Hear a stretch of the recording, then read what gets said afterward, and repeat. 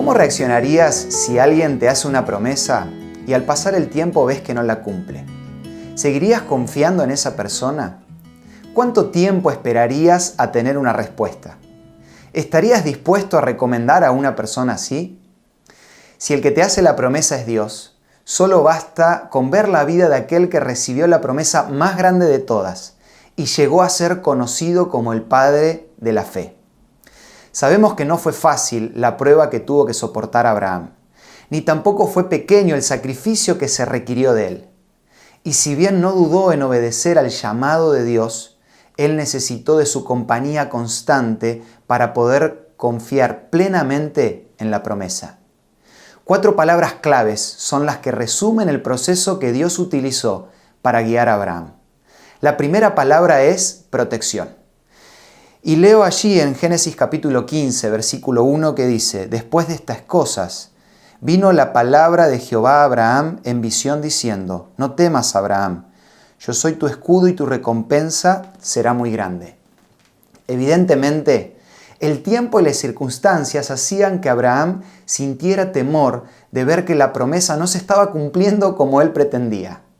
Son en esos momentos de duda donde Dios se hace presente utilizando la imagen de un escudo personal, una imagen que era muy importante para alguien como Abraham que acababa de pelear para poder liberar a su sobrino. Ese escudo simboliza cercanía, protección, simboliza la compañía constante en las adversidades y batallas. Era un recordatorio para Abraham de que Dios no le daría una prueba que él no pudiera resistir o una salida a la cual acudir. La segunda palabra es promesa. Y quiero que me acompañen en Génesis capítulo 18, versículos 17 y 18.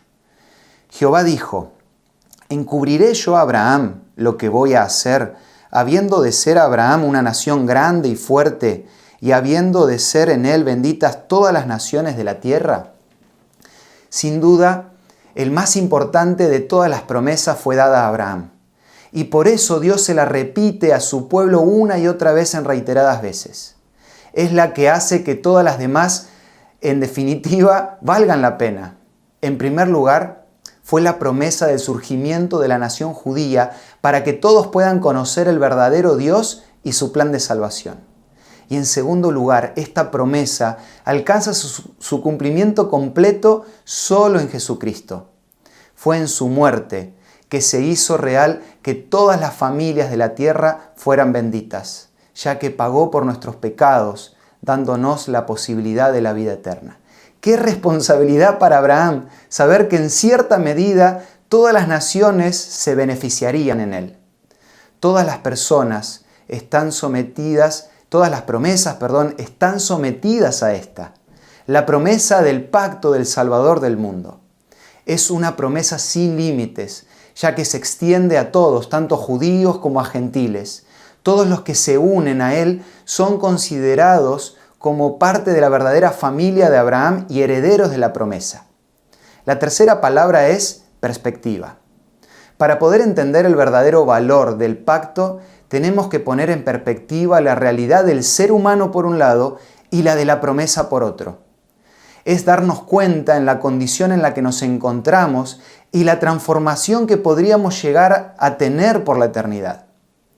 Cuanto más conscientes somos de la realidad pecaminosa, más valor le vamos a dar a la promesa y al pacto que nos ofrecen una vida nueva en Jesús. Abraham llegó a ser testigo y partícipe del producto del pecado. Pero ahora, por medio de su obediencia, tenía la responsabilidad de ser parte de la promesa de salvación. Este contraste se ve reflejado claramente en Isaías 25:8, que dice: Destruirá la muerte para siempre, y enjugará a Jehová, el Señor, toda lágrima de todos los rostros, y quitará la afrenta de su pueblo y toda la tierra, porque Jehová lo ha dicho. Finalmente, la última palabra es propósito. Lo que Dios hace con Abraham es darle el propósito tanto general como personal que tenía para su vida y para la nación. Fíjense, allí en Génesis, capítulo 12, versículo 2 dice: Haré de ti una nación grande, te bendeciré, engrandeceré tu nombre y serás bendición. Este propósito se ve claramente en la cita de Elena de White en Palabras de Vida del Gran Maestro, página 232, que dice así: los hijos de Israel debían ocupar todo el territorio que Dios les había señalado. Las naciones que habían rechazado el culto y el servicio al Dios verdadero debían ser desposeídas. Pero el propósito de Dios era que, por medio de la revelación de su carácter a través de Israel, los hombres fueran atraídos a Él. La invitación del Evangelio debía darse a todo el mundo por medio de las enseñanzas del sistema de sacrificios. Cristo debía ser levantado ante las naciones y todos los que la miraran vivirían. El propósito para el pueblo era claro: lograr que todos sean atraídos al Dios verdadero. Pero ¿cuál era el propósito personal para Abraham?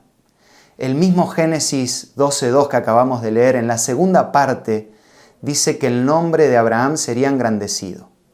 Engrandecido para que todos puedan ver la vida de un hombre transformado y guiado por el mismo Dios que guiaría a su descendencia. Aquel que sería líder debía cumplir con su propósito personal para lograr que la nación cumpliera con su propósito general.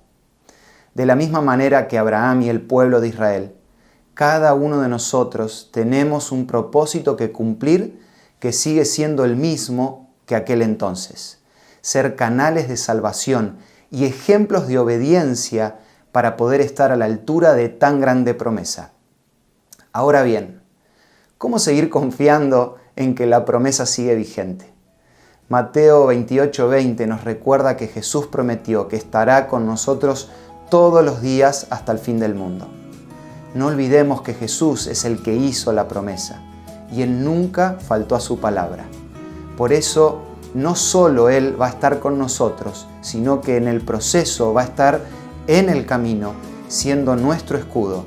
Nos va a bendecir y nos va a dar el propósito que cada uno de nosotros necesitamos.